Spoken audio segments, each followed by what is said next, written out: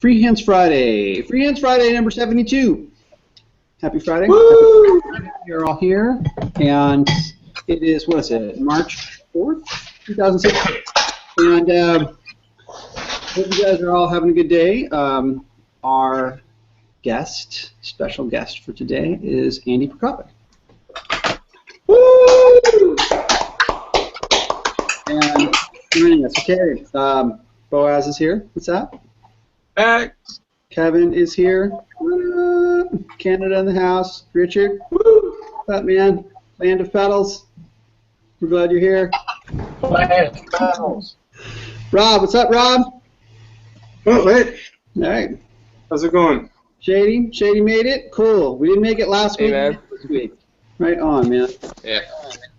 So we're getting back into kind of profiles of stick players, which is kind of fun because I had the pleasure of meeting somebody at Free Hands Academy 2014, and I hadn't known you very long, Andy, and I think we'd been exchanged a couple of emails or something. You'd just gotten the stick, and it was really exciting. I think you got one of the last sticks that was dyed, so we'll talk about that in a little bit as well. So we'll have a couple questions. I think I'm going to kind of hand it off to everyone and let you ask some questions. At some point we'll get around to the trustee. I'm looking forward to hearing about that, what you're working on in school, and what you're working on with the stick and with the bass, see what's going on. So for starters, how are you? Welcome.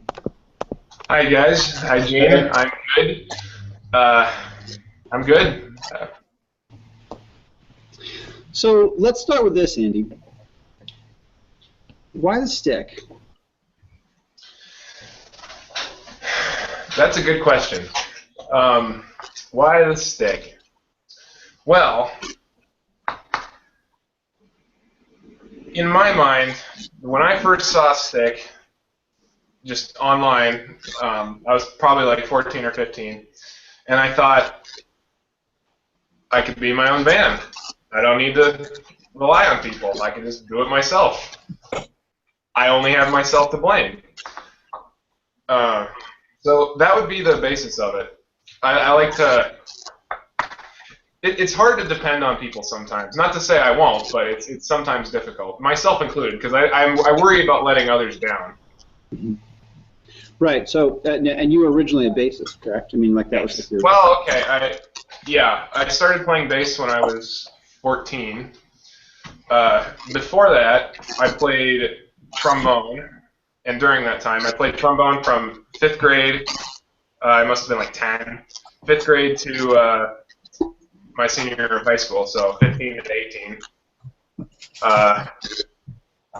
And right before I started playing trombone, I played a year of violin, but that I don't really remember that, so it wasn't worth much. But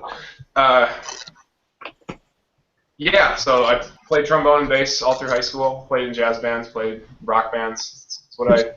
You did a lot of ensemble playing then. It sounds like you did a lot of work, probably like in school orchestra or maybe marching band and stuff, playing in trombone.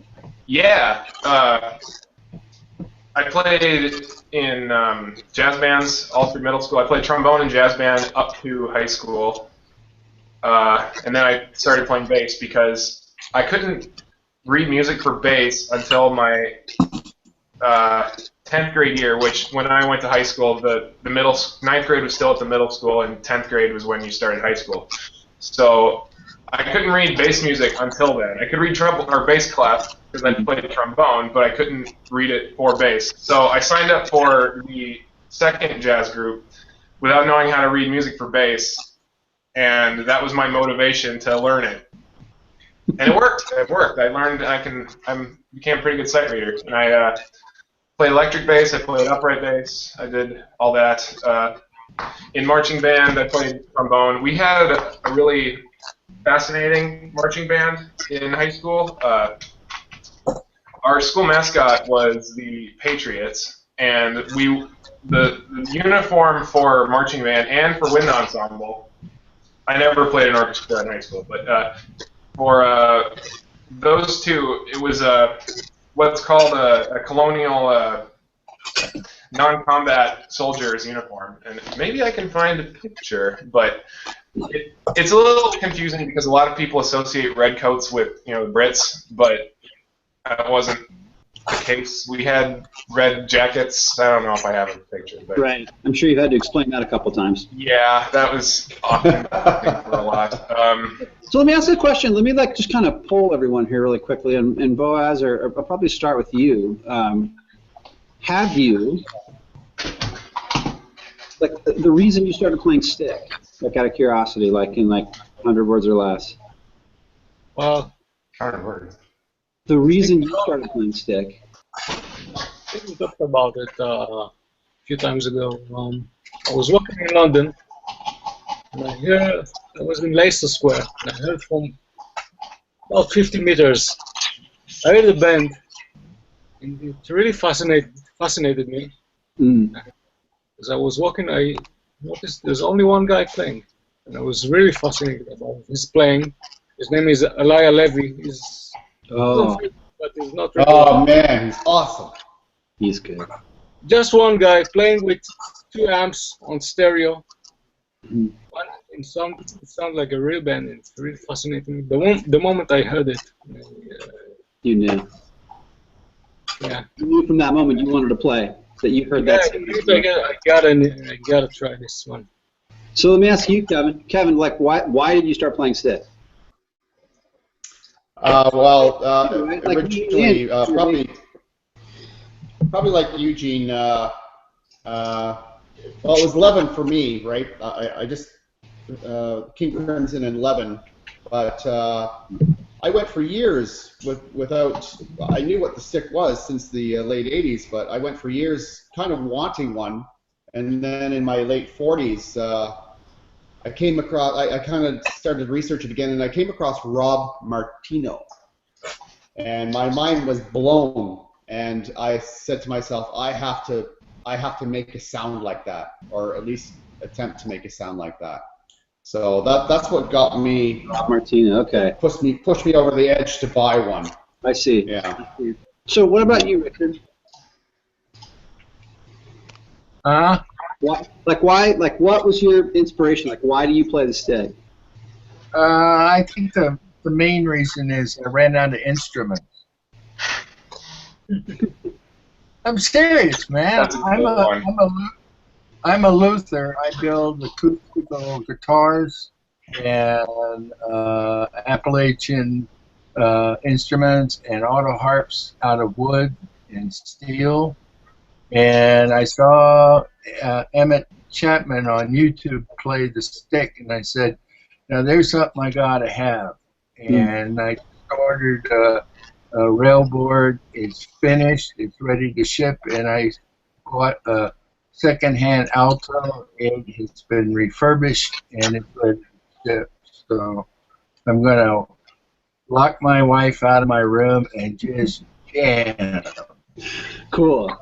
That's fun to hear as a luthier, I suppose. We'll have to have something where you kind of talk about what you do and how you build instruments and kind of your perspective on the Chapman Stick. I'd be curious to know. My idea is to get the rail board and then see if I can fit an apparatus over with buttons. Oh, cool. And my idea is, the reason I'm doing this is for blind people to play the Chapman Stick, where the buttons have the dots on them, so they have the braille on the dots, and they can play the stick with that way. Interesting. Okay. Wow. That'd be cool. Stick with braille. How about you, Rob? Why do you play the stick, or how'd you come into the stick? I loved the sound of it when I first saw it when I was about 8 years old, taking guitar lessons from Mark Wilson in Sunnyvale, California. And I didn't have the money at the time, and I wasn't going to ask my parents for it because it was pretty expensive. And then the idea got away from me for a long time.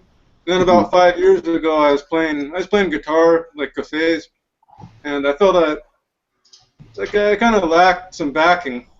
And I just remembered I always had the stick in the back of my mind. And I decided I looked into how much they were, how long it was going to take to get, and I went ahead and said I'm going to learn this instrument. So did you buy one new, or did you buy one used? I bought one new. Ordered it right here. Actually, I guess you want. It's a 10-string rosewood. Oh, yeah. Real beauty. Yeah, I have a 10-string Padauk. It's very similar to that with white linen. I guess I like the power having the bass and melody side. Seemed like a great solo instrument. Yeah. So, Yeah. Now, so you're normally a guitarist, correct? yeah, first the guitarist. Okay. Cool. Thanks, man. What about you, Shady? I heard an album, or I heard an interview with an artist who had like a couple of songs in the album.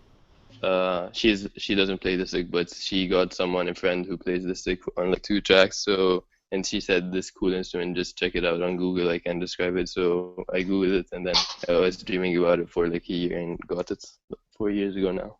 4 years ago. Do you know who the thickest was? I'm actually right now I can't remember. I think he was named David, but I'm not sure if it's the David. I'm not sure which David though. Okay.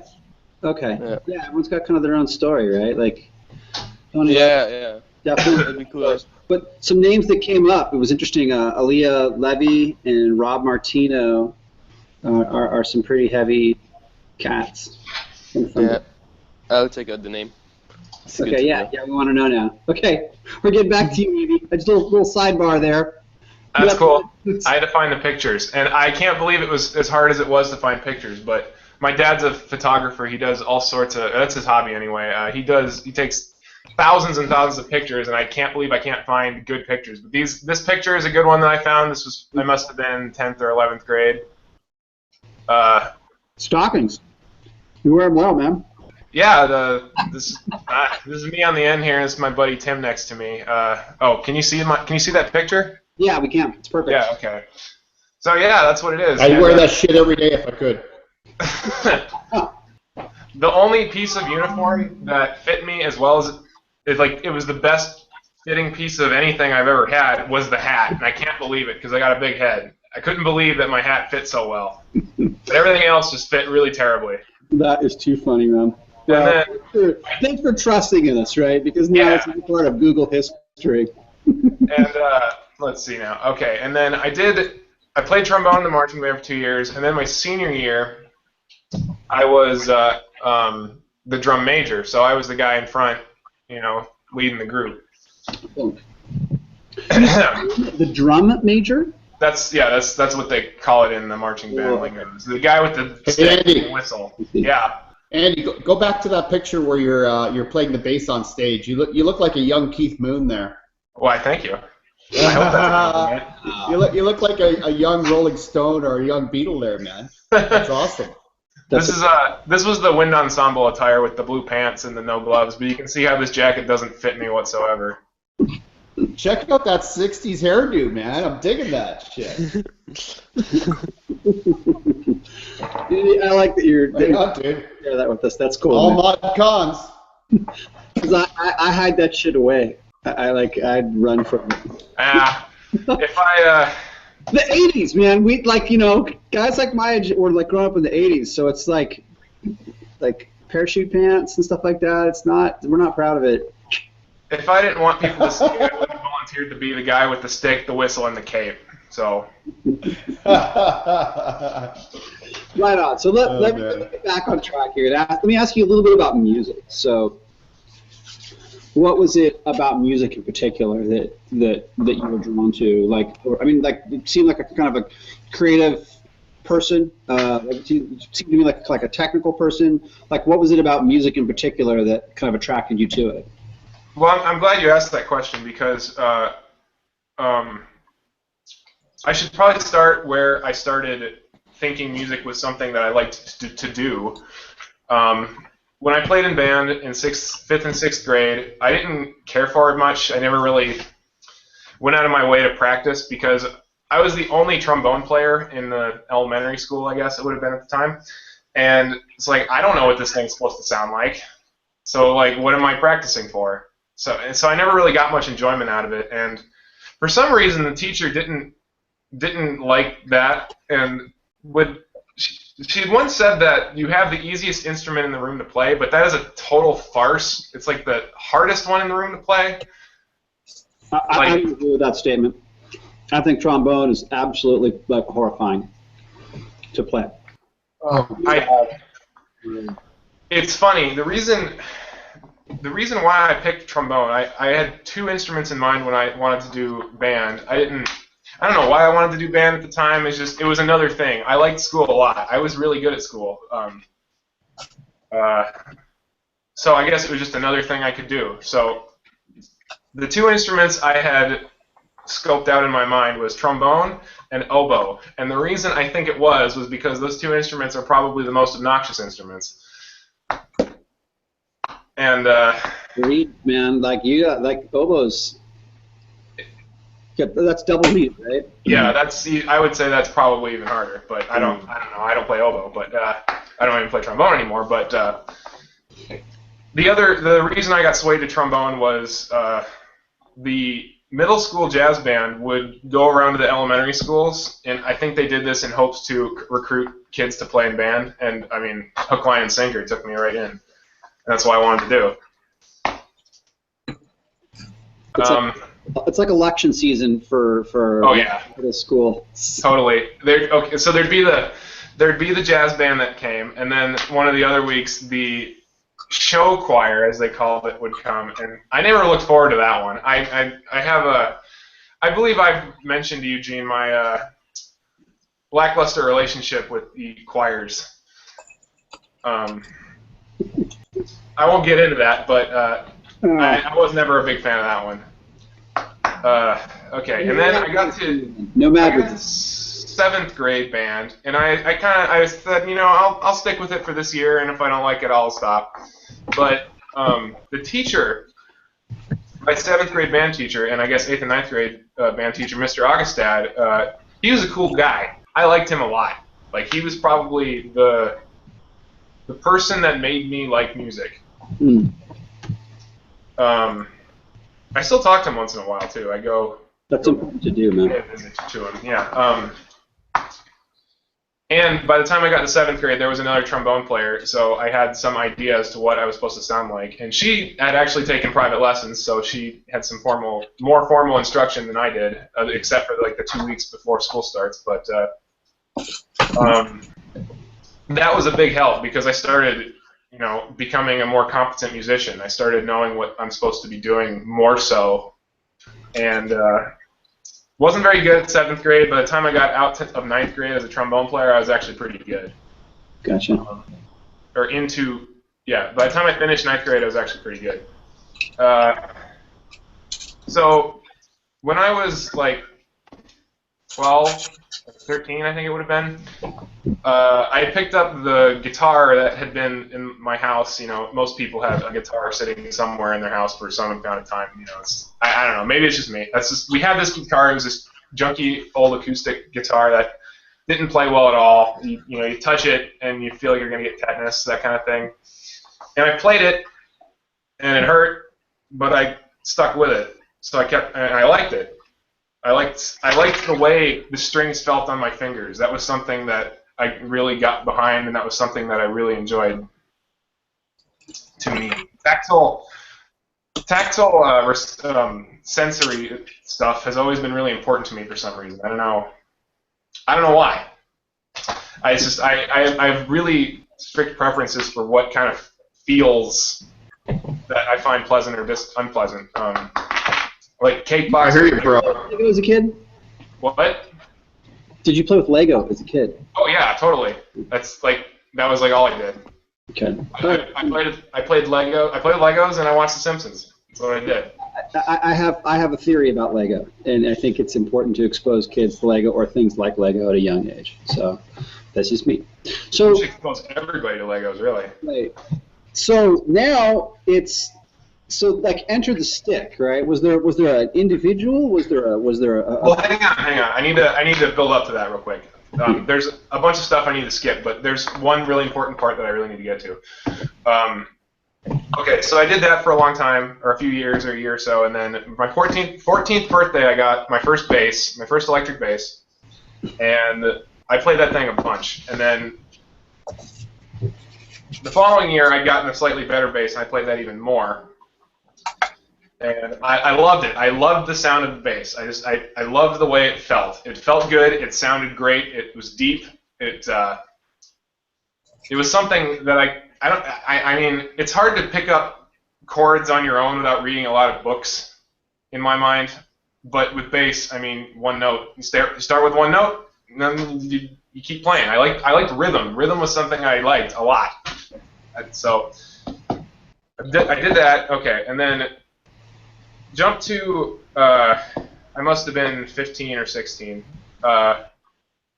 when I started high school. When I started high school, I was playing hockey. I'd played hockey my whole childhood, and by that time, I was playing hockey for like 3 hours a day, 5 times a week, because I would play the varsity practice, the junior varsity practice, and that was Monday through Friday. Wow. And I did that. And on top of that, I had all the, the accelerated classes or whatever. And on top of that, I had a Latin class. So, I had a full schedule. And I started falling asleep a lot in class. And, when you're a teenager, everybody expects you to sleep. That's what they do. So it just kind of got brushed off as, oh, you got a full schedule, you got a full plate. You're doing these advanced science classes, advanced math classes, you're playing in band, you're playing in a band, you're playing hockey, you're going to be tired. And then fast forward to, I guess it would have been 2013, I was 19. I had gained a lot of weight my summer after freshman year of college, and I decided to do something about it. So I started riding bike a lot, and I loved it. I stopped driving for a long time. I would just ride my bike everywhere. And I was in the best shape of my life. I weighed like 190 pounds, and I'm like 6'1", so that's pretty good. I was pretty slim, pretty lean, and I was eating really well. But at this point, I'd stopped playing hockey. I didn't have really any extracurricular outside of school, and I was still falling asleep in my classes. It was hard. So I had learned that I have a genetic link to narcolepsy. So I went to a sleep center, and they said, yeah, you probably have narcolepsy. So I did the sleep test, and it didn't work in my favor, which now that I know what I know, the tests are not very reliable. They have like a 50% retest failure, so someone testing positive once would not test positive the next time, and they have 50% chance of failing. So that didn't work, but I didn't know that at the time. So I kind of forgot about it. It's like, well, it's not that, so I might as well be just done with it. So I did that for a long time, and at this point, school had become really, really hard for me because, I can't stay awake. It's hard. You can't focus. You can't stay awake. You're sleepy. It's not. I should also say that narcolepsy is not what it is portrayed as in media. It's not someone just kind of standing there and they fall asleep. What it is, in like 70% of cases, it's an autoimmune disorder where your brain attacks a hormone called orexin, and it's also called hypocretin, and that's the hormone that regulates your sleep and wake cycles. So people who are narcoleptic have really, really terrible sleep, in that they go straight to REM sleep within minutes of falling asleep. They have hypnagogic and hypnopompic hallucinations, which are hallucinations as you're falling asleep and waking up, and sleep paralysis, which a lot of people are familiar with. They experience it maybe once or twice in their lifetime, but it's a pretty common occurrence for narcoleptics. And the most, the symptom that most media plays on is cataplexy, wherein your body puts your muscles in sleep paralysis while you're awake, and that's usually brought on by a real strong emotion. And that comes in varying degrees. And luckily, I've, as far as I know, I've only really collapsed from this once. And I smacked my nose on a table, so that's kind of why this looks the way it does, in a way. It's not all to blame, but that's part of it. But generally, it's just like my arms feel real weak, and it's hard to stand. Sometimes your knees will buckle a little bit, and usually that's brought on by strong emotions. So that's part of the reason why I've attributed myself to not being someone who laughs a lot, because that's generally your biggest trigger. It's laughter, and my other trigger seems to be anger, which I don't really laugh, like real hard laughs. I don't really do that very often, and I don't really get angry very often. So I've kind of put that on there.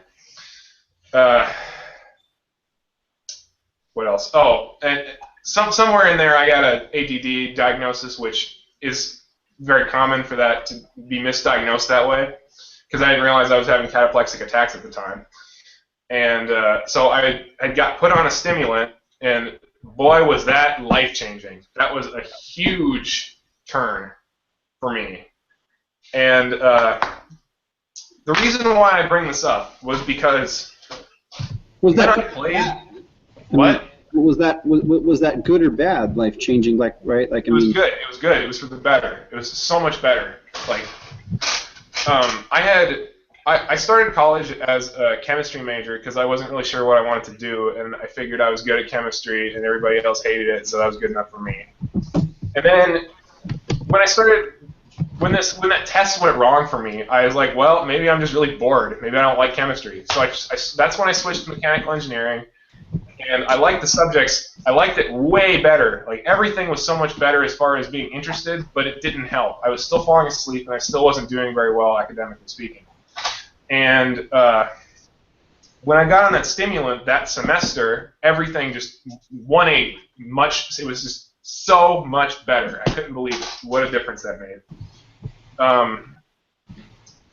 And anyway, the reason I bring this up was the time where I was starting to feel the most sleepy was the time, at least when it started coming on, adolescence-ish, 15, 16, 17. The time I was playing the most was during that time. I was playing bass for like 5-6 hours a day in those times.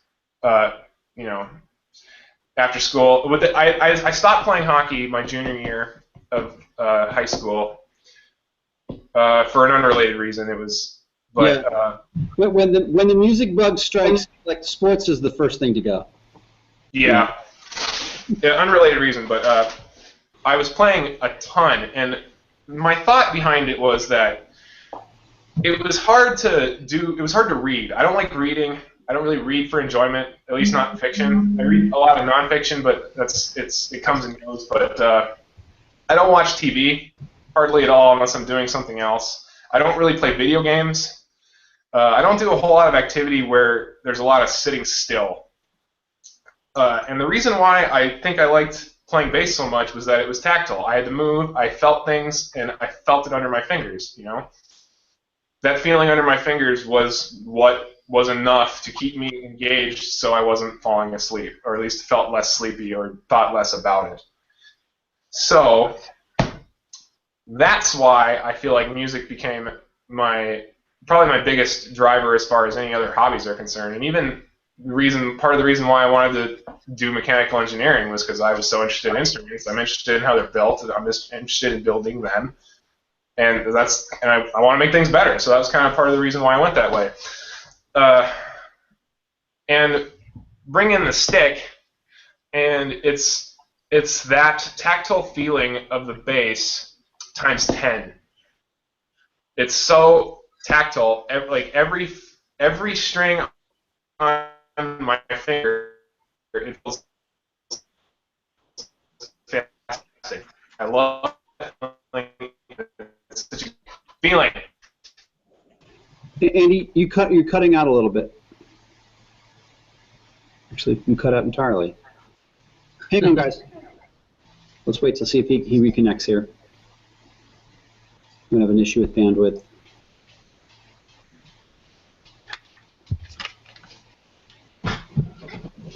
No, I think he's falling asleep, man. You can't on too much. Wake up, Andy! God damn it! Oh shit! Oh, we lost He him. really did fall asleep. There he is. What happened? Kevin was saying.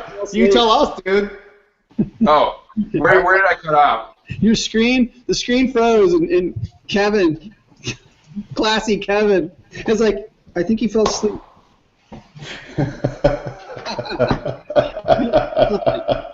Okay. Ah! So you were saying it's tactile. You feel every string underneath what you're playing.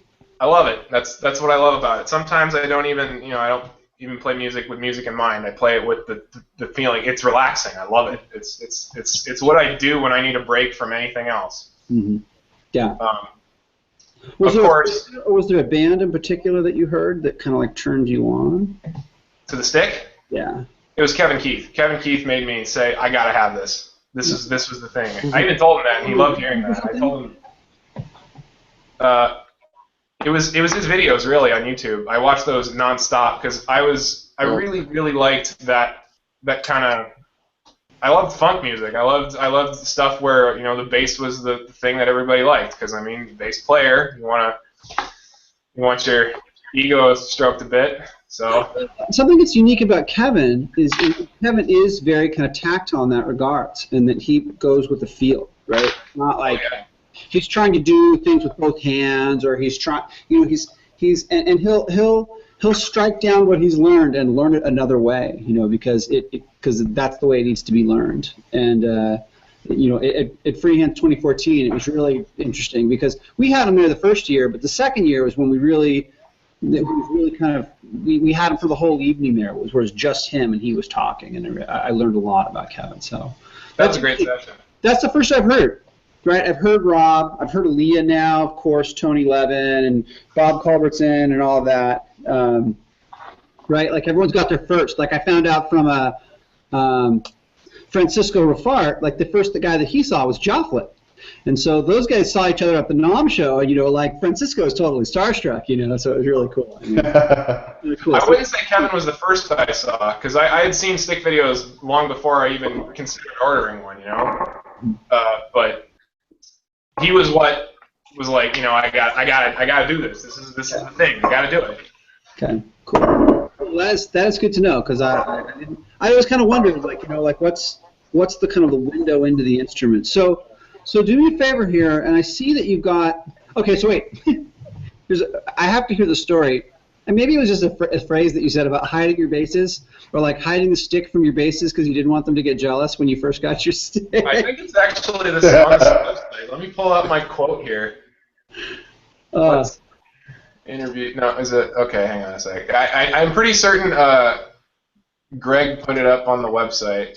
Yeah, because I remember you had just gotten the stick, and actually I think that your unboxing video was one of the more unpopular stick unboxing videos. I think it was the first one. Right. I think it was, Andy. Yeah, so the first real true unboxing of a Chapman Stick, and I do recall. Yeah, I think it was. I've done one unboxing video for a Temple Audio pedal board, and it blew up, and I was like, I'd kind of forgotten about it just because and I put some house music underneath it and stuff, and it was people love unboxing videos. So and seeing a stick unboxing video, I was pretty stoked. And then Kevin, you did one recently, right? With Rob Gellner when he got his rail board. He's pretty into the production, so he had 3 camera shots, and Spielberg came in, and we had some CGI shit going on. It was fucking awesome. I enjoyed that one as well. That was good. Did you find the quote, Andy? No, I can't find it, but I think I kind of know what it said. It was I'm having so much fun playing this, all my basses went into the closet that day. They came out again. They came out again because the band I play in currently has a song where it needs to be played on bass, and so that's why they're out. You know what I noticed, Andy? The bass skills, although they're not as finely honed, they're still there. You can still pick up your bass and still go nuts on it, right? I'm still a way better bass player than I am a stick player. Yeah. It's like riding a bicycle. It seems like you can't wash those skills away, and they don't wash away. They're always there for you, right? In a sense, some of my more, I guess, intricate, like double thumbing techniques, those kind of, they take a little bit more to get back on the wagon, but yeah, for sure. But yeah, they never leave. Generally speaking, yes. And my fingers are way slower than they used to be, but yeah, bass. I can also sight read music on bass. I can't do that on stick. So that's the other reason. Yeah. So if I have a new chart, I can play it with the band, and I'm not holding anybody back. Because I'm so old now. Yeah. Andy, you're playing stick in a band right now? Faster. I've been 100 years old my whole life. Parents say I was born an old man. All right, so let's see your instrument. Okay. What I remember most about this instrument is that it was light, and I really liked that. And so yeah, this is because I use I had a passive four at the time, and a lapdog, and it was like I picked up your stick, and it was just like it was really light. I took the lapdog off just recently, just for this session, just so I can show the trustee better. But usually I have it on there. But I think even with the lapdog on, it only weighs like 10 pounds, if that. Mm-hmm. It is exceptionally light. Let me get in a better position here. I'll bet it weighs less than that. With the lapdog, it's like 10, but without it, it's a lot. Okay, yeah. It should be like 8 pounds at max with a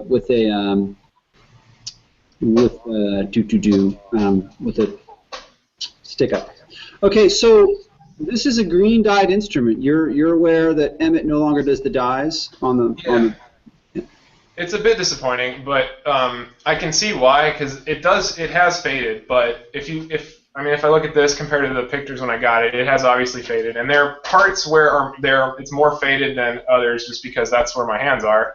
But it's faded so gracefully, I don't care. It looks so good, you wouldn't know that it wasn't meant to be this way. Right. That's cool. Yeah. I sometimes wonder if he'd do, kind of like a one-off dye, like knowing that the dye is going to recede. I always liked the ones that he did where they were dyed more Paduke, and that he dyed them black, and so the rail of the wood was exposed. I don't know if you remember those. Yeah, when I was first ordering, my gut was saying I should get a rosewood one and dye it white, like I think it's Alfonso Johnson's that's up on the website. Yeah, I kind of wanted one like that, but they didn't have any blanks that had linears in rosewood and the stick up. And that's when Cambria said, well, we do have this new blank made of ash. We haven't, it wasn't even out yet. Very first one, as far as I know. Very first ash stick. Really? Yeah. Are they still doing ash, or was that just a one-off? Nope, they still do it, and it's fantastic. Looks great. I wonder if it's lighter than other woods. I mean, oftentimes the variance, because the plank isn't very big, there's not a lot of variation in the weight. Unless it's anodized aluminum, right? Like with ash, it really depends on the particular piece of wood, because of Fender, all white American ash kind of gets lumped into swamp ash, which it isn't. And swamp ash is just ash that grew in a swamp underwater, so the pores are more open because there was water there. So it really depends on the instrument. I don't know if others are as light as this one, but I hope so. Okay. So while we're on the subject of actual instruments, I'd kind of like to take a poll really quickly. And so you've got what? You've got a 10-string with a stick up and ash. Ash. Yeah, okay. And what kind of tuning are you using? Baritone melody. Baritone melody. Okay, so Boaz, what kind of stick do you have? I got a 10-string, I always forget the name. I think it's called Shadwa. Oh, okay. And I'm really considering going to reciprocal. Right now I'm using the standard. I'm really considering going to reciprocal, just so they have more space between the hands. Okay, and then what kind of pick? Do you have a stick up? Stick up, yeah, all standard. Okay. Okay, and then you've got standard tuning. Okay, yeah, I always kind of like to do a little, kind of just like a poll really quickly to see, like, right, we've got what, 1, 2, 3, 4, 5, 6, 7, 8 people here, 7 people here. Kevin, you've got a couple of sticks, right? You're a 12-string guy, right? I got a rosewood 12 and a graphite 12, both with passive 4. Okay. Mm-hmm. Okay, and then, so rosewood, graphite. What tunings do you use? Do you use a match reciprocal, right? I got a match recip on the rosewood, and I've got dual bass recip on the graphite, which I never play, and it saddens me. So I think I'm gonna turn that back into a matched recip. And when Emmett makes the 12-string rail board, I'm gonna deal that graphite and get a 12-string rail board. Cool.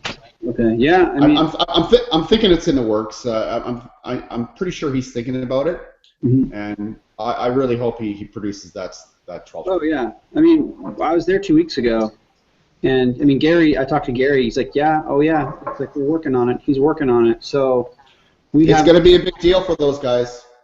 We haven't seen any prototypes of it yet, and I haven't seen any blocks of it. I mean, like laying around in the living room or anything. I mean, I've been sworn to secrecy about it, but I haven't seen anything, right? So I don't know, like, but I and I'm a 10-string guy, so I'm like, it's going to be a big deal. I think. I think he's going to sell. He's going to sell a lot of them. Yeah. Yeah. Okay. What about you, Richard? What kind of stick do you have? I got a rail board that's going to have the baritone. I forgot the full name, but I know that I'm getting it. Probably baritone melody? Yeah, baritone melody tuning. And the alto that I bought, I asked for the original tuning when they restrung it and put new hardware on. And I believe it's a Wenge board. Oh, Wengy? Yeah. Wengy. Oh yeah, I've kind of wanted one of those. I think that I think Greg's got a Wengy. Is it Greg or is it Tom G? I can't remember, but they liked that wood a lot. Yeah, they both have Wengy sticks, both of those guys. Really? Okay. And do you have a stick up, Richard? No, I don't. But since I'm a woodworker, I can build one. Ah. So what kind of pickup do you have on your alto? It has a regular belt hook on the alto. Mm-hmm.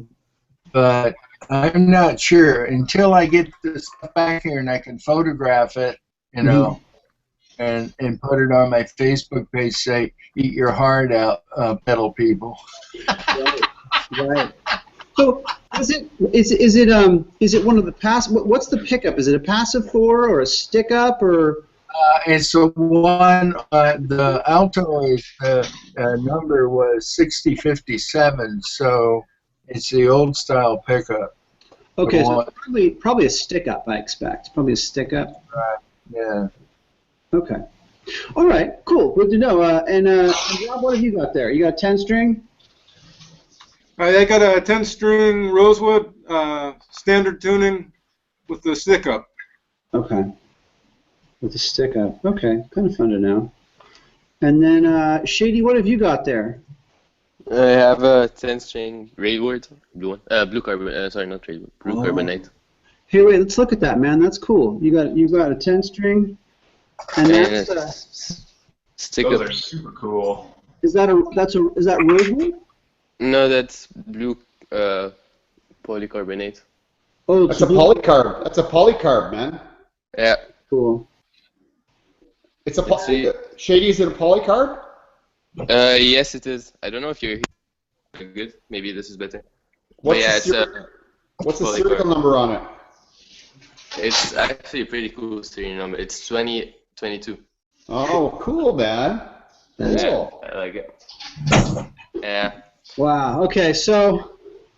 And it's in standard tuning. Okay. Wow. So the a real quick poll here. What about you, Jim? So I use a 10-string. I have a 10-string Prokopyk, so let me add that to the list here. A 10-string Prokopyk, and I use an active 2. So I've moved from the passive 4 back to the active 2. and then I use kind of a custom tuning. I use what's called a full baritone tuning, which is basically like a baritone melody in the right hand. So if you're comparing it to standard tuning, instead of having like instead of being like F B E A D, F sharp B E A D, mine goes C sharp F sharp B E A in the right hand. So it's like baritone. It's like baritone on the right hand, right? And then on the left hand, instead of your lowest fretted note being a C on a 36-inch scale instrument, my lowest note is a D. So I'm up a step relative to the standard tuning, which is a little bit different. So of the, let's see, 1, 2, 3, 4, 5, 6, 7. Why did you choose that tuning though? Does it give you more space? I chose that tuning. I used to go see Emmett play out at Le Café back in the day, and it was very early on. I don't remember. It's probably like 1990 and 1991. And when I was getting ready to buy a new stick, he mentioned it. He's like, "Oh, I use this E flat tuning," and I was like, "Well, tell me about it, right?" And this is before like the 36 scale instrument, so everything was 34 scale, and he was just starting to experiment with Paduk, and I was like, "Yeah, I'll try that, sure, man." I was just in the living room, and I was like looking at Emmett Chapman, and I was like, "Okay, that looks cool, man." And he's like, "Yeah, here, try this out. Try this new wood, and try this new tuning." And then he totally forgot about it for the longest time, and he didn't use that tuning anymore. And he went back to. But he changes his tuning all the time, which is like remarkable for me because I don't do that kind of improvising. Like I learn something, and it's like that's my tuning, and I don't change it. So I don't change my tuning. Like I like that tuning. It's just something I kind of stuck with. I started on standard when I bought it. I've had a couple 12 strings. Each time I always try to get something new when I get a new 12 string. And I tried matched reciprocal, and just because I played the other tuning for so long, it didn't feel natural. But just because I played a different tuning for so long. So I like that tuning though. I'm a big fan of it. It's very similar to the new tuning, the raised match reciprocal. And the left hand is up a step, but you have that standard tuning in the right hand. So, anyways, so let me do the poll really quickly. Of the 7 players, 2 of them have 2 sticks. Of the 7 players, only 1 of them has a polycarb. Of the 7 players, only 1 of them has passive pickups on both their instrument, passive 4 pickups. There's only 1 Shedua stick. Actually, it looks like every stick is unique, right? There's only 1 Ash. There's only 1 Paduk. There's only 1 graphite. There's only 1 polycarb. I think there's maybe two rosewood sticks. There's 1 Wengi. So they're pretty much there's only 2 rosewoods. Those were the only commonalities. And then people are more likely to have a stick up. Only 1 person has. So Richard has he has the R block. Everyone else has a stick up. Kevin has the passive 4. I use the active 2. And then in terms of tuning, we've got the tuning is just as varied. We've got actually 3 people that play standard tuning, and then Kevin plays matched reciprocal and dual bass, and then we've got 2 people that play baritone melody. And then I play a different tuning. I play full baritone. So lots of differences. So it's interesting. You ask a guitarist, right? Same kind of thing. I use a Strat. I use a Les Paul, right? They probably don't use different tunings, and they probably use varying different kinds of pickups. But it's just interesting to see. You've got 7 players, and look at all the variety. Look at all the differences in wood, all the differences in pickups, all the differences in tunings. And then, like, right, we haven't. Yeah, this is cool. Yeah, Richard, we haven't even gotten into pedals yet, have we? I use also Don't go to pedal. What were you saying, Boz? I use the frets. I'm not sure how many. I'm not sure it was 100% good decision for me. I use the frets. What do you call it? The pointy one. The rails. The rails. Yeah. Yeah. So there was. I'm not sure that it was. I think not that quite comfortable as I would think of, but I got used to it. Yeah. Yeah, I moved from rods to rails, and it was really awkward. It was a little. The sound was a little more immediate. What were you going to say there, Kev? Were you going to say something, Kevin? No. Kevin, wake up. Hello, Kevin. Forget it. Anyways, Andy, back to our host, or back to our guest here. Sorry. I'm trying to do a poll here and then, like, make sure people are still with us, okay? You guys split it up, I understand. Time for a commercial break. That's right. Time for a commercial break. So now we've seen the instrument, and we understand how you kind of came into the instrument, what you're doing with the instrument. Now, I saw the Lady Gaga video, and I enjoyed it. And I think that you started to do. I haven't seen any videos recently, so I'm kind of curious to know, will there be some more videos with you playing? Yeah, I've been thinking about that. For one, videos do take a lot of time to make them look as good as that did. I've been contemplating for a long time setting up a permanent backdrop with lights that always stay there, so I can just learn something and go up there and do it. Then I've also contemplated doing some non-stick related video things just because I kind of like making videos too. But it's really a time issue. Like I said, I'm really sleepy all the time, so I do sleep a lot. And I forgot to mention this. There is some light at the end of this story. I have a good prescription now, and I'm getting good help. A prescription that's better than the standard stimulants that they usually prescribe for ADD. So I'm better in that regard. It's not perfect, but it's a big improvement. But I still wind up sleeping a lot. Like over Christmas break, I was averaging 14 hours a day. So it's really an issue of time. You got to balance school and work, and it's kind of work being school work, but that's really been it. Just lack of time, and it's hard to sit down and say I'm going to learn this for this video, and that's just kind of what it's been. And then to justify that versus playing or learning the stuff for the band I play in as well, that's part of it too. So talk about the band for a second. That's a good. Okay, I will. My friend Donovan, who I've known since I guess I was 15 at music camp, international music camp at the Peace Gardens of the North Dakota-Canada border. He's Canadian. We met then, and we've kind of stayed in touch since. We've been good friends. And then he came to school here because his girlfriend lived here.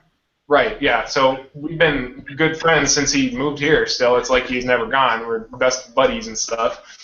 And he wrote all his music. He's a great songwriter, great singer, great guitar player. And he wrote all his music. It's a concept album of the basic idea is that this man goes up into space hoping to find something greater than him and then being completely disillusioned that there's nothing there. So that's the basis of the album.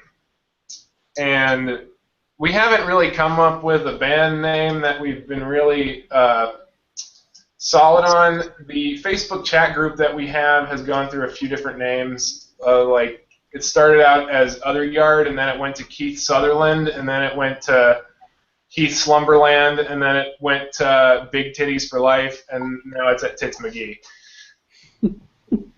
So a lot of maturity going on between us. Nice. Is that a duet right now, like, or is that? No, it's me, him, my drummer friend who has been a friend of mine since I started high school. We played in bands together all through high school, and I should say a band together. We kind of and a keyboardist friend of mine who I played in a band with my freshman year of college, who also went through several name changes of various explicit nature, but it's a different story. And phenomenal keyboardist, phenomenal piano player. And then we've kind of brought in this one other guy because Donovan wants to focus more on playing guitar and less on singing, and he's likened him to John Anderson in that he's short and sings really high. Okay. If it gets the job done, right? Yeah, he's a great singer. Cool. Good guy too, but he's not in our friendship circle, so he's an outsider. That's the great guy though. I like him a lot. Okay. He's on the payroll. Yeah, so to Or speak. he's contracting. You're contracting him. So okay. So next, what's next? Well, we all have been hearing about the trustee, and so Before we get to that, I mentioned we do have a song recorded and we do have a song uploaded. I uploaded it to Stick last September. Let's talk about that. So right now it's what? It's Tits McGee is the name of the band? Well, that's just the Facebook group chat name. I think the de facto name is Other Yard, but we haven't really talked about it. But okay. And there's a song up there for people to download and maybe some pictures of the band and stuff like that. Yep. Well, not pictures. It's just a song, but. Okay. All right. So it's out. If people are friends with you on Facebook, they can find you out there, and they can find the song, and they can find the chat page, the band page. Well, I can post it. The SoundCloud, I posted it on Stickist when it got finished, but I can post it again. But okay. Drop it in the chat, and I'll put it in the update when we update on the Stickist. Wrong computer. Okay.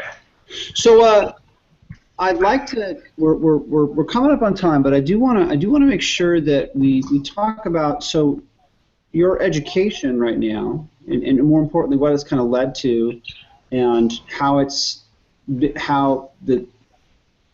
and what comes next, basically. So you were not a chemical engineer. You are a chemical engineer. No, I started off my education with a chemistry major because I didn't really know what I wanted to do because I knew I didn't really want to be a professional musician. Kind of. I mean, it'd be cool if you could, but I don't think I have that kind of personality that fits that well enough. And plus, I have so many other interests. I feel like it would just kind of be neglecting one of them. Mm-hmm. There's the SoundCloud thing, but.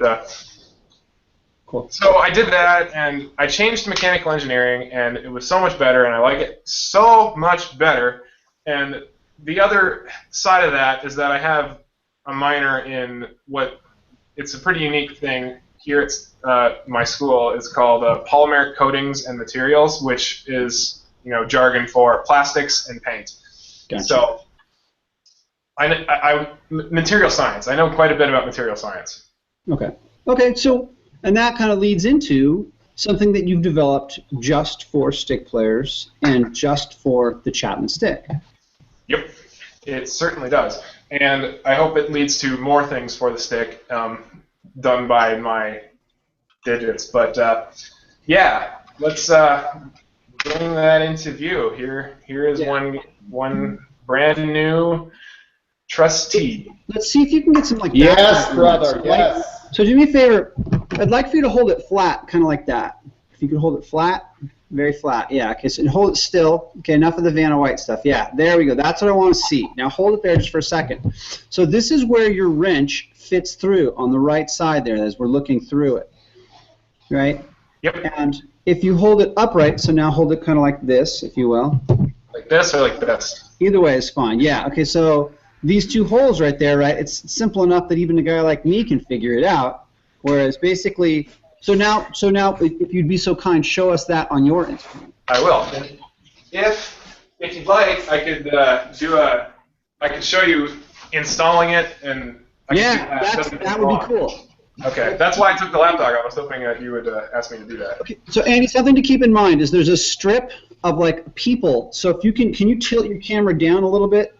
Yes. All right. That's perfect. Yeah, that's what we need to see. All right. So let me take it off real quick, and I'll. Okay. Okay. How long? So while we're waiting, how long does it take generally to make one of these? Not very long, actually. In fact, while I'm gonna take you guys out there. I was hoping I'd show all that too, but I'll take you guys out there and I'll show you what it does, what it takes to start making it.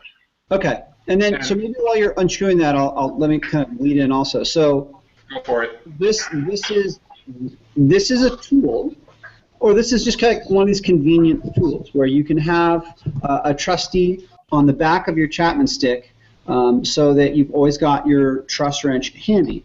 So I've got one of these, and I've got one installed on my stick, and it is pretty cool to have. because I don't do too much adjustments on my truss, but I know that like cats like Tom G and Greg are checking them right before they go on.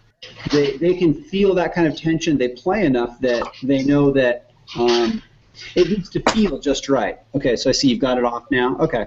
I adjust every time I play. Every single time I pick up the stick, it needs an adjustment. It might just be the ash isn't. I mean, because it's a little lighter, it's not as. It might not just be as stable, but I adjust it every single time, and I feel like it's necessary to really get everything you can out of an instrument. Okay. Andy, I'm going to step away from my laptop just for a minute, but the stage is yours, okay? All right. Okay. So do you guys want to see them starting to be made first? Or do you want me to show you installing it? Because I think I should start it, and then by the time I'm done installing it, they'll probably be done. So Yeah, do the install, Andy. Do the install. Let me take you guys out to the machine real quick, and then I'll let that get going, and then while that's going, I'll do this, and then by the time I'm finished with this, that'll be done too. So to really highlight how quickly it takes. It goes that fast, eh? It's pretty quick. Let's see. All right. Okay. Here is my machine. I'll do one in. I have this queued up, ready to go. I'll do it in green, so you guys can see it better. So basically, I have this computer over here. I got this computer for free. Bonus. And you load in a 3D model to this software. This is an open source software, and it'll what's called slice the model so that the printer here knows where to put what line of material. So this little unit here is the print head, which ejects plastic, which is, it's not melted, but it's almost melted. I won't get into that, but it ejects plastic there, and it deposits it here on this bed, which is heated. So let me get this going. It'll heat the extruder here, as it's called. And Andy, keep in mind that we have this strip of people on the bottom, so kind of... Well, yeah, if you guys need to see something better, or you want me to show something more, let me know. Angle right there. All right, so I can right see it pretty good. The extruder's heating up, and now what it's going to do is it's going to calibrate the level of the extruder relative to the bed, just so it knows where to raise and where to lower when it's going. I need to. If I use a term and you guys are a little confused about it, please let me know, because I don't know what other people know. That's fine. You're with very technical people. We dig it. So how this works is that this little sensor here that's lighting up, I don't know if you can see it lighting up, but this is an inductive sensor. So it gets close to this bed, which is made of aluminum, and there's a small eddy current in aluminum. It's not as conductive as steel, but it does have some induction properties, which it detects, and then it can detect how far away the nozzle is from the bed. So when the extruder gets up to temp here in a sec, it'll start printing. And this is very hypnotic. I've spent a lot of time just staring at this thing because it's mesmerizing. Too mesmerizing. It'll make a ding when it gets temp, which needs to get to 235. It's almost there. Hang on. There it goes. All right. So any second now. All right, here goes.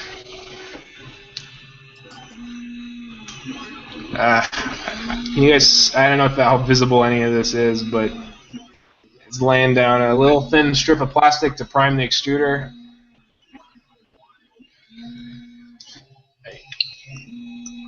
Turn it a little bit here.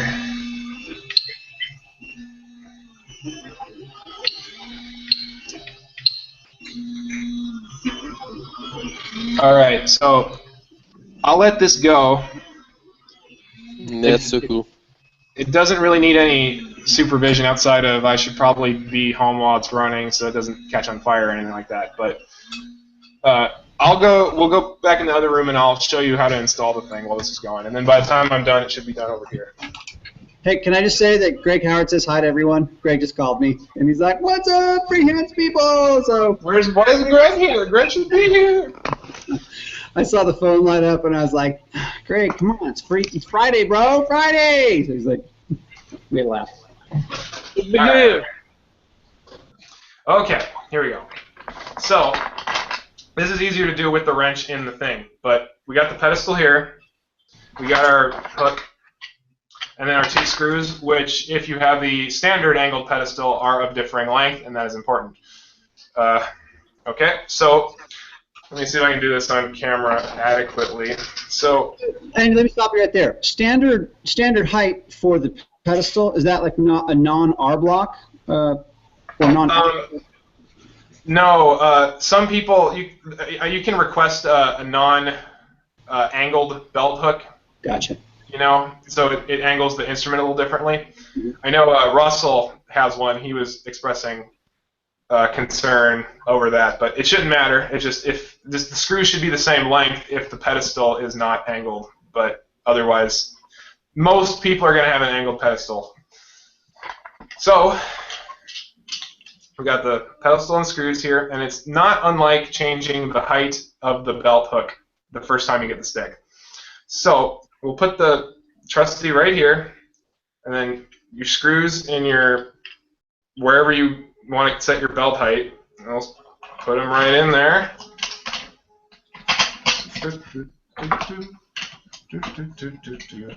Sometimes these threads in the stick, there's no like threaded insert in the wood.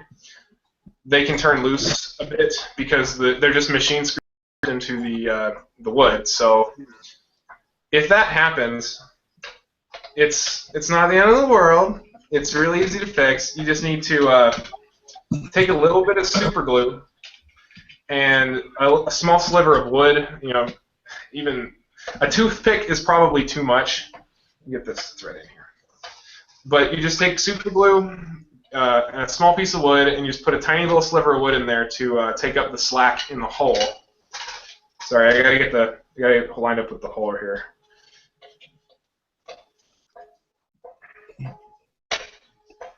Shit. Alright, hang on a second, let me get it. Make sure it's in the hole.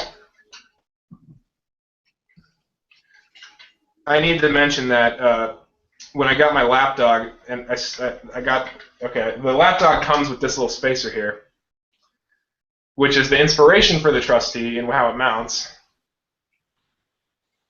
Oh, is there something I'm missing? Is someone laughing at me? Am I missing something? Absolutely nothing. No, okay. no. Okay, good. Anyway, when I got the lapdog... No, Andy, I was going to say something from the office. Oh no. Anyway, the problem with this spacer and the lapdog is that this spacer is really smooth, and it creates what is called a degree of freedom in here. And if this isn't cinched down really, really tight, the belt hook can move, especially with the lapdog, given that the arms put additional leverage on the hook. And when that happened, this screw got slightly bent, and that's why I'm having a little difficulty getting the screw to get into the hole just right. Shush, Kevin. But most people shouldn't have that concern, or shouldn't have that problem.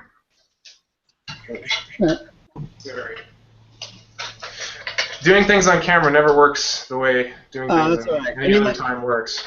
It's good. So I'll talk a little bit about that. So it's good to see people, or it's good to see you to share with other people to see actually, like what this thing is and what it does, how it works, and like I think I can definitely benefit. I will be definitely be benefiting from having it just close at hand. In the same way that, just like any other tool I've had, it's just like one of these things that saves time. It's like the tag interface was something in particular that was really great, right? It's just like I don't have to sit down. I don't have to like spend too much time setting up to play. And like a clip-on tuner is another thing that is like it's just convenient. And at the time, I was like, wow, $25, $30, for a Snark tuner. I thought that's kind of steep. But I think about just like the hours and hours of time that I saved versus once upon a time having to plug in like a TU12 or a TU12H, whatever it was, my Boss tuner. Because if you're not going to play in tune, don't play. And so it's something you have to do every time. Having something like the trustee, that allows you to have your truss close at hand, it just makes good sense, right? I mean, and it's not like a guitar or a bass where you have to make those kinds of adjustments all the time. You have to take the thing apart to do it, really. But it'll be nice to have. I'm going to start like using it more now, using it more frequently. I generally like it pretty tight. I like it to sit really low, just like everyone does. I wish I could get the tension even tighter. I don't know if I could choose like a different gauge string, and I think that's one of the reasons that I did change my tuning, because the tuning felt the strings felt tighter on the instrument, but it varies from instrument to instrument. So, anyways, you got that hooked up? Yep. Okay. And what was I going to say? Oh, yeah. The thing about having the truss wrench really at hand, this is kind of comes back to that narcolepsy thing, because part of that is that I'll have what's called micro sleeps throughout the day, where I have like automatic behavior where I do something and I don't really have any recollection of it. I do a lot of sleep talking in that same sense, but I'll be doing something and then the next second I'll be really confused as to what happened. Mm-hmm. So I'd be adjusting this, I'd set it down, and then I'd forget where it was. It could be right in front of me, and I'd forget. That's very frustrating, but that's most of my possessions have a place, and they gotta be in that place, otherwise won't find them. Right on. Yeah, good to have. Well, I'm digging it. So let's see it from the side there. Yeah, it just clips right in. Very low profile, very discreet. The wrench can go on either side. Mm-hmm. Okay. It's a very Very cool, man. Very cool. Like I mentioned with this spacer, is the issue that a spacer can create is that if it's not anchored well to either side, is that it can create that degree of freedom of movement where the screw, it can be kind of just floating in there. Mm-hmm. That's why these holes need to be at the right distance and the right diameter, because, I mean, you can't just have something that kind of sits around this, like, it can't just be like a ring there where those holes are. It needs to be these diameters, and it needs to be this thickness, or even thinner. I should experiment with making it a little bit thinner. But well, let me ask you this: Will there be a trustee that accommodates a double wrench, or because I know that people have been asking about that? Yes, I can apply the same principle to the double wrench trustee. The issue comes in that if this applies to a very select minority of players, I guess, because a lot of different conditions needs to add up for this to happen. But if you have a double wrench, the lapdog cannot be used with this holder because the wrench would get in the way of the arms. However, it's not the end of the world, because I have this model which just mounts with screws. So if you still want to make those adjustments and you have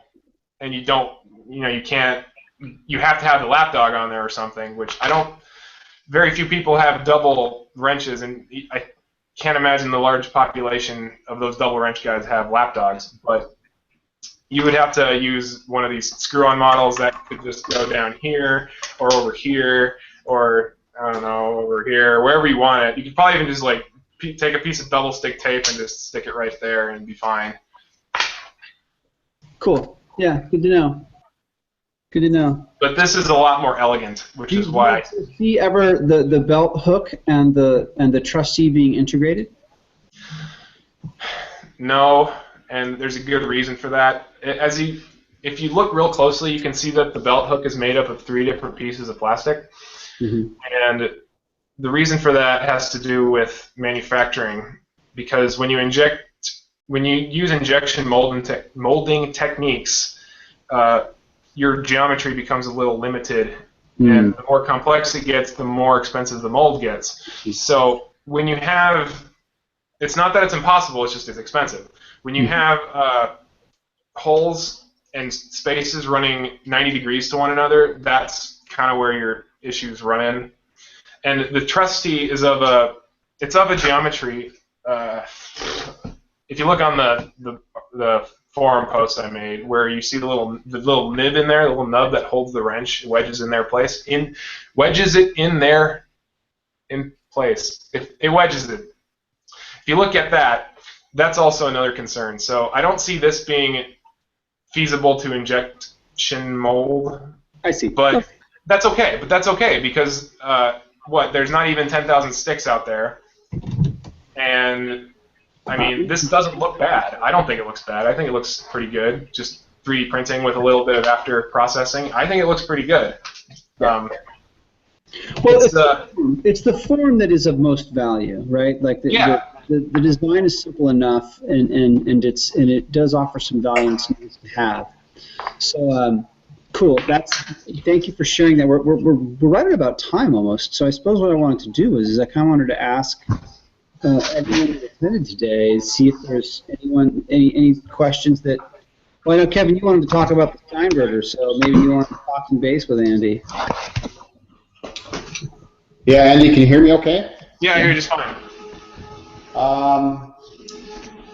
I like playing the stick in my belt hook because of, like we talked about before, the tactile response. It's attached to your body.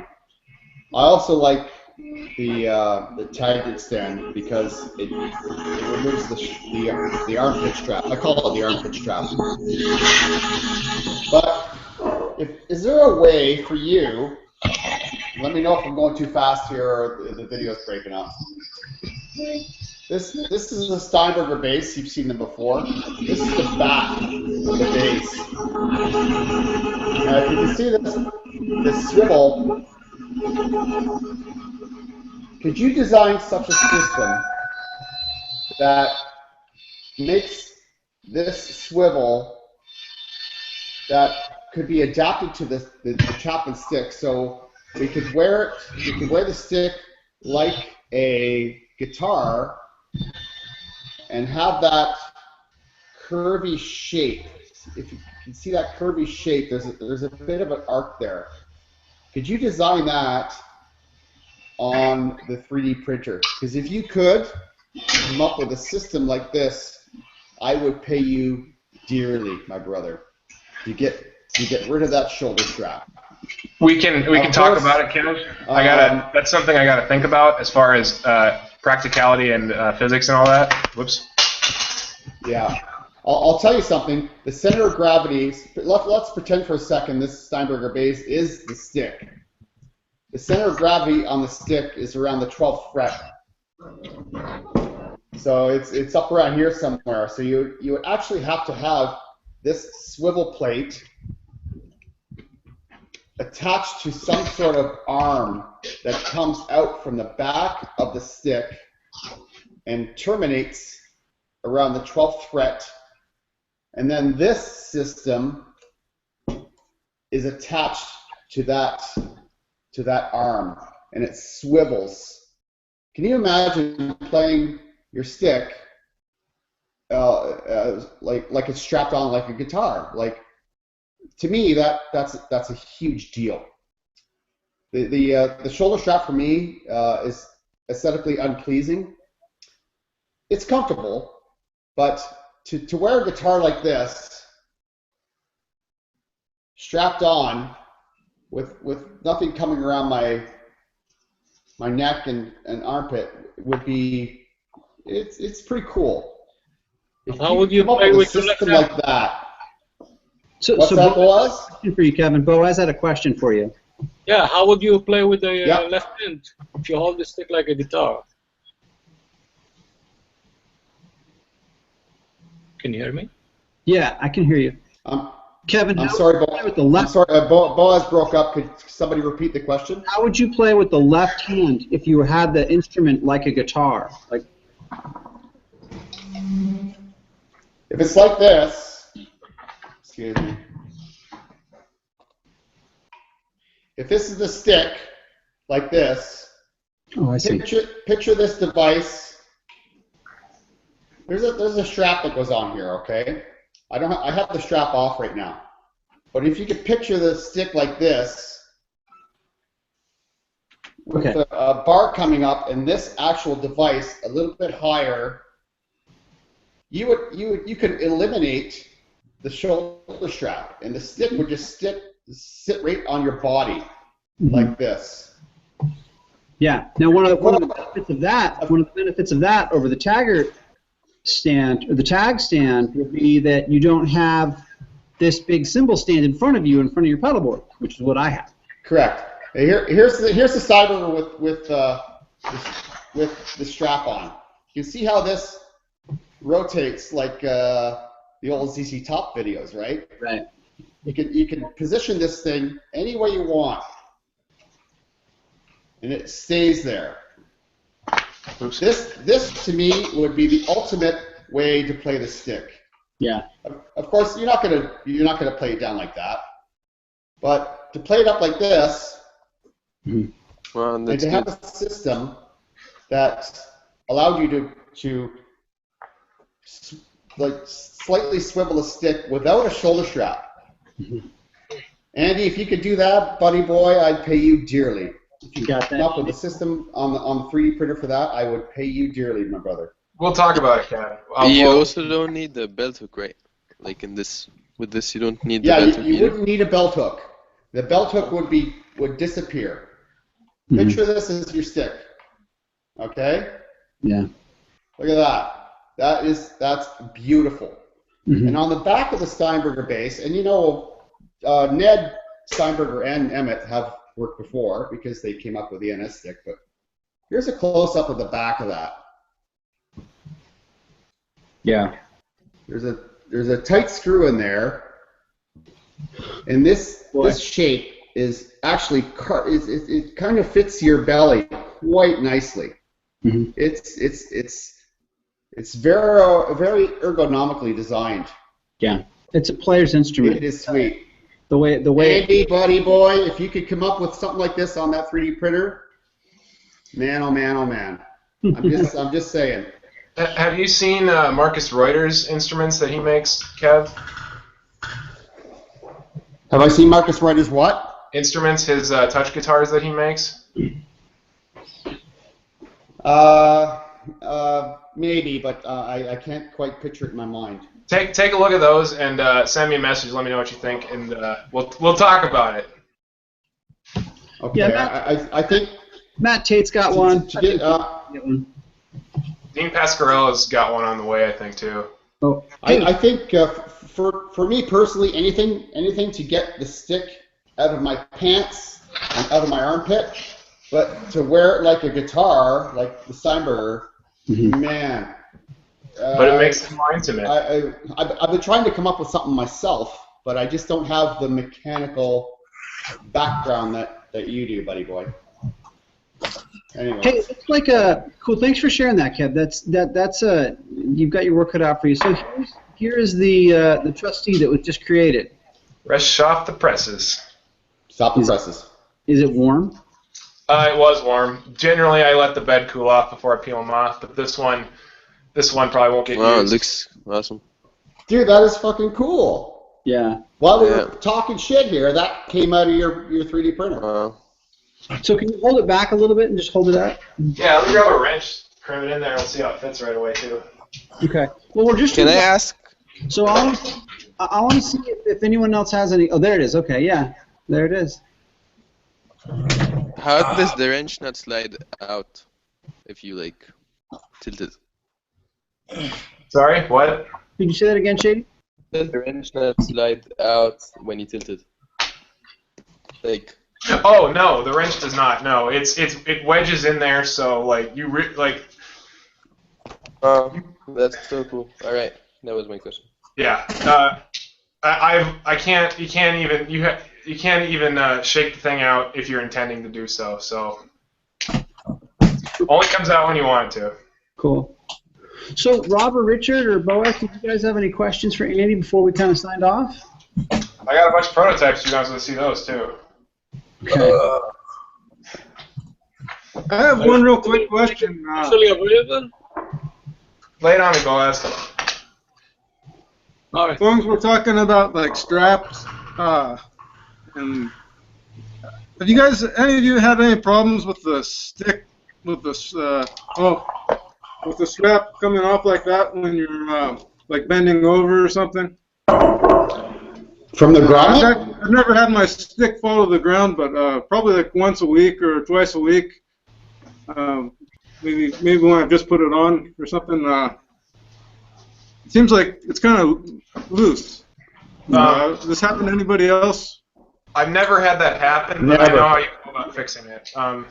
Undo these screws, undo it, look inside there, and make sure that the spring in there is still working fine. Because if the spring breaks, it's not going to hold it in place. And Yeah. if the spring isn't really holding anything, this isn't a hard part to find. You can get these at upholstery shops or any place that does like boat covers. Mm-hmm. Yeah. That's what this part comes from. You can order them online from Tandy Leather Company. Okay, I'll look into that.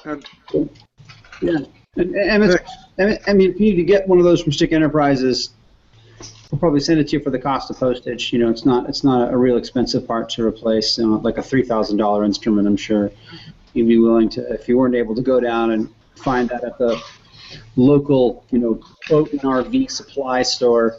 I'm sure they could hook you up. What you got there, Richard? Gonna tool me one. Okay. The leather. I'm gonna tool the strap that goes around. So. Yeah, you know, Richard, or is it who is it? Goslin. Oh, I'm embarrassed. Leo? Leo Goslin? Moment. I had a senior moment. Leo, who used to play Temecula for a while, like brilliant, one of the greatest stick players I've ever seen play. Leo Goslin. He had something like that. Yeah, Canadian. So and just like a super nice guy. He had and he's actually in Freehands, the Freehands book with his like kind of like leather strap. He had something like that. It was like a holster, and it was pretty cool. He's friends with a dad of one of my friends that lives in Winnipeg, actually. Oh, Leo? Yeah. Is that right, eh? Cool. Okay, so this is the more portable trustee, right? Well, these are initial prototypes. Like this is when I first built the printer, and I was doing some testing. This was to make sure that the little hole there was big enough. This print did not succeed, but it fits this hole, so that was a good step. Here's one that I thought about fitting within some of the external holes of the belt hook, so you didn't have to take it off. But this didn't really work out. It wasn't a good idea. And here's a better looking one of that. I see. Here's one that's yellow. Hold them nice and still. Yeah. That's all right. Here's one you can see through because it doesn't have top or bottom layers. Okay. So that's kind of cool. That's neat. This is one of the first successful prototypes as far as shape, or I guess final concept is concerned. And then here's one in black with the solid bits. Here, here's the old one and the newer one as far as geometry. I don't know if you can see this. Sorry, this is really. Hold it back just very right there. The one closer to my thumb is square, and the one further is round. You can see that profile difference. Nice. And then it just makes for a stronger and better looking piece. Mm-hmm. Cool. Well, listen, Andy, thank you for taking time to kind of show us that, and certainly on behalf of everyone that's got one of these or that is looking to get one, thank you. You know, I appreciate having one, and it's great to have. And I suppose let me get a close up there. We'll be. Hello. We will be looking to you for more great things coming up. Did anyone have any other questions for Andy before we sign off for today? No, I have a suggestion that if he's going to produce these things, that he get in touch with and learn to get a patent for that piece of product, because it's his original design, okay? And everybody's going to want one. So the best thing to do is check yourself. Make sure that you have some kind of patent or priority on it. So the man that makes the stick and he like to do, and he might. Yeah. So I think I heard that right. Kevin's making a bunch of noise. Sorry, I'm sorry. I forgot to mute myself. Shit. I thought about that.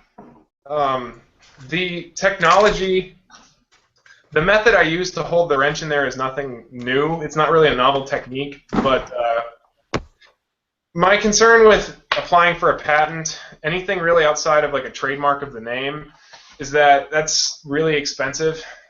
And I know. Given that I don't really see these being made by the thousands or really anybody just right out copying it, I don't really see I don't think it's really worth it. I'd rather, and even if they did, I'd just rather them have something that, you know, holds their wrench and does what it needs to do. I'm more concerned about the end product of the object and its utility versus me making any money off of it. Not that that would be a bad thing, but that's not really my interest first and foremost. well, we all want you to be rewarded for your efforts. I think that's kind of what Richard was getting at. And so when we go to get something that holds the wrench, the truss to our instrument, we will look to you first. How's that? That sounds like a plan. Cool. Well, listen, Shady, Rob, Richard, Kevin, Boaz, I want to thank you all for making time in your day to visit us on Freehands Friday 72. Andy, thank you so much for your time and for sharing your story with us and all your creative genius. If you guys want to get in touch with Andy about one of these, I guess we can just find you out there on the Stickist or out on Facebook and hit you up for one. Hold off on any sort of ordering. If you have any other questions, please ask them. But I'm not. I gotta solidify that. I gotta talk to Emmett, see what he's up to. Ideally, I would like to be able just to distribute them through him. Yeah. But I gotta talk to him about that. So Okay. he's interested. He is. Yeah. He is definitely interested. And like you saw, it was on the video like 2 weeks ago, so he's definitely interested. So, anyways, listen. Thanks again, everyone. I hope you guys have a great Freehands Friday, and thanks again for tuning in. And I think we'll probably do this again in 2 weeks. We'll have some. We'll probably get back to Bach. We'll probably do the minuet in G minor if people are interested in that. And so have a great weekend, and I guess we'll talk to you later. Yeah, and figure out what kind of contest you can come up with. Okay. Yeah, I'll pick you up on that. We're going to figure out what to do with that. Thanks, Richard. All right. Bye, guys. Bye, guys. Thanks so much.